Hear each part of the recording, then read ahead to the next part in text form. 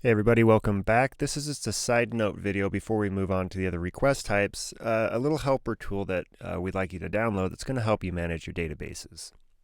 So far we've worked on GET and POST requests, we're getting stuff added, but we'd like to visualize this, maybe have a nice GUI like we have Postman to help us with APIs. Well, what do we have to help us with MongoDB? So where you'd like to go is mongodb.com/products/compass. Or you can just do a Google search for MongoDB Compass. But this is the GUI that we're going to have you download and use to visualize your local databases. So go ahead, download this now, get it installed, and when you're ready, resume the video because I'm going to show you how to configure it and get it started. So go ahead and do that, pause the video. Once you have it installed, you'll see a little icon that has this leaf on your app bar. So go ahead and open it and resume the video.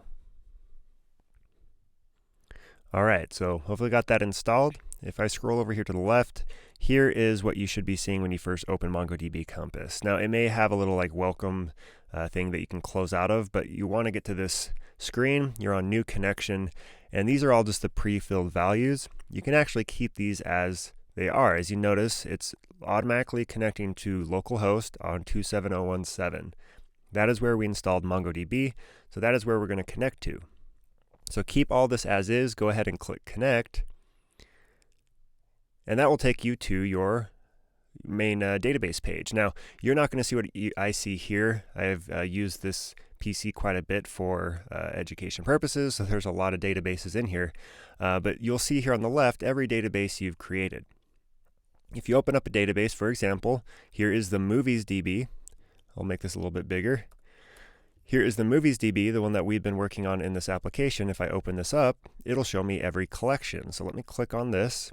All right, and it says your collection movies has 2 documents. You know what the size is, so I can go into my collection.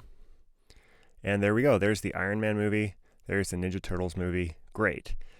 So this GUI is awesome because not only can you visualize your data like this, you can edit them. You can delete them. You can delete the entire collection by clicking this and dropping the whole collection.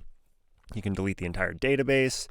You can insert more documents if you'd like. I can just click insert and start giving it key value pairs, choosing the data type here on the right, such as string and number.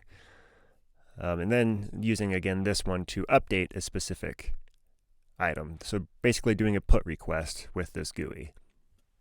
So definitely get this installed. It's going to be helpful going down the road. Especially once you start building more complex databases, there will be a lot of times where you need to come in here and clean out data to kind of start fresh. So get this installed, get a little comfortable with the UI here and what's going on. And once you have it working, let's move on to the next video. We'll see you there.